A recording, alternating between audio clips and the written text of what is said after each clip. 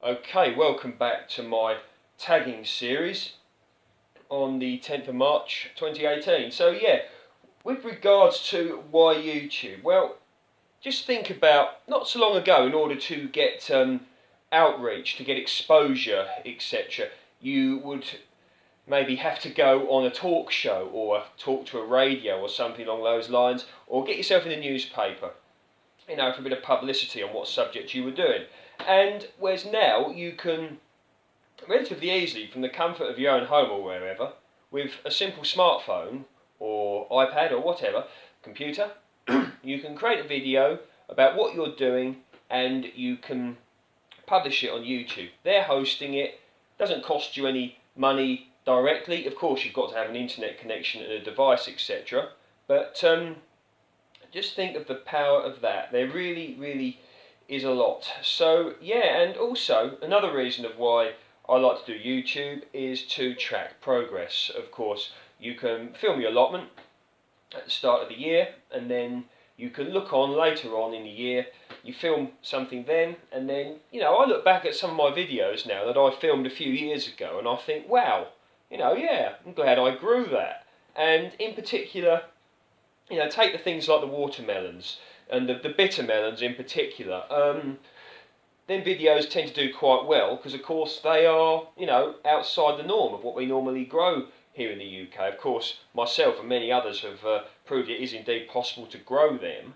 But, I can look back and I can go, if I decide to grow watermelons or bitter melons or not, I can go, yeah, I did grow them.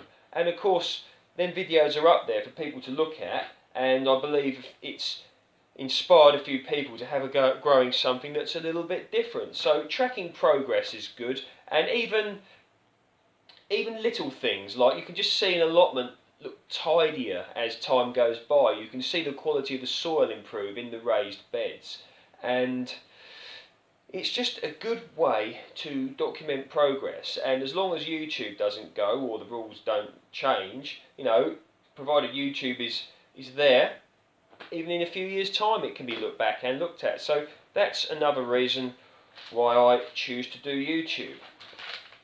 What other questions have we got? How long have you been growing? Well, come from a gardening family on both sides. Both my grandmothers loved to grow flowers, and one still does grow flowers. And all sorts of really different flowers, which, as you know if you've been following my channel for a while, I'm trying to learn more about flowers. But my great-grandfather, I've spoke about this before, he grew enough food on a rented bit of land to feed himself, his wife and his 5 children, for a lot of the year. And probably one could say that the interest, because it's been in me, and my parents, I used to be out in the garden with them as a child, growing things, learning to grow things, sowing seeds, etc. Probably making a complete mess of it as a child. But it was there. So how long have I been growing? I would say, well, as I said in the other video, 33 years old now. Probably, well, as long as I can remember, to be honest. But how long have I had an allotment? A few years. But, I've helped other people in their gardens for a long time. Growing things in pots, as a teenager. Yep, long-term thing for me, and I very much enjoy it. What do I grow? Well, if you've been following my channel, you know a lot of the stuff that I grow, but I went through a phase of really trying to grow things that were a bit different, such as I spoke before, bitter melons, watermelons, etc. But now I'm looking at this from a slightly different angle now, of trying to grow things that can produce throughout the year. Looking at less novelty growing maybe, and more in the sense of actually growing things that give long-term sustenance. So obviously things like kale, I've spoke a lot about the benefits of something like that. Perpetual spinach, purple sprouting broccoli, Brussels sprouts, things that will recur, as opposed to, of course, things like carrots are wonderful, they really are, but once you've eaten that carrot, it's gone, isn't it? So probably I'm going to be getting more into that side of things. But what do I grow? Vegetables and fruit.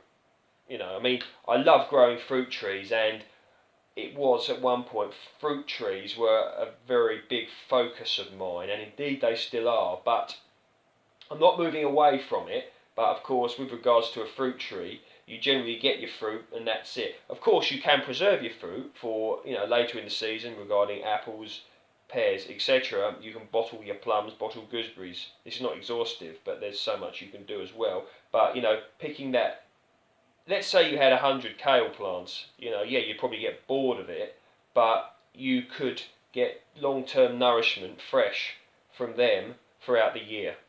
And if you set them in staggered times, you could probably always have, if you had enough plants, some kale day in, day out as time goes. So yeah, you get the idea on that. What is my favourite thing to grow? 3 guesses, you probably worked that out. With regards to growing stuff that gives long-term sustenance, again, we're going to go for kale. Like asking someone what is your favourite thing to grow, that's like saying what is your favourite movie, isn't it? You know, every movie. What is your favourite food is another example, isn't it? You know, every food has a different flavour. You know, sometimes you want to have a bit of chocolate, don't you? But you don't want to have chocolate all the time.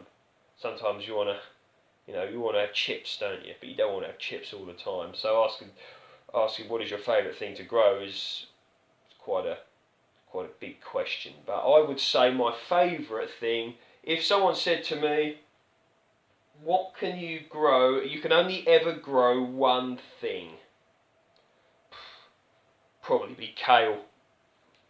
I don't know, of course, a bit of research would have to be done on what would, you know, imagine if someone said to you, you can only grow one thing, and you've got to grow that, you've got all the time in the world to do it, all the land to do it, but you can only grow one thing, and that's, you've got to survive off of that for a year.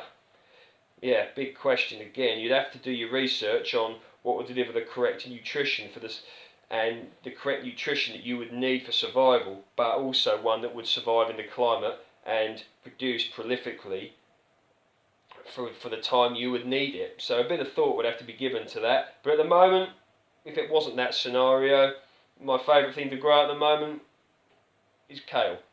So yeah, what else have we got?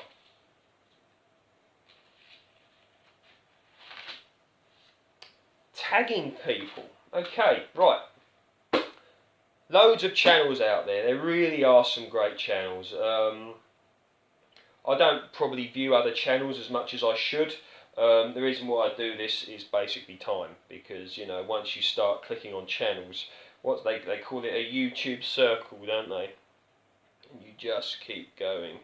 You just keep going around there. A very important subject with regards to, going back, with regards to why an allotment and why YouTube.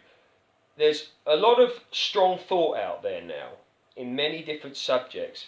People are this, people are that, or they think they're this and they think they're that. But one thing that unites us as humans, obviously we all need water, we also all need food. So you take everything else away. Take it away. You need food. We're united in our need for that.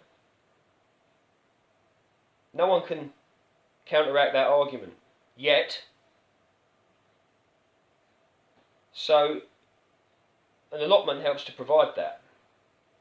There are different people doing allotments regardless of background. And YouTube helps with this. Next video soon.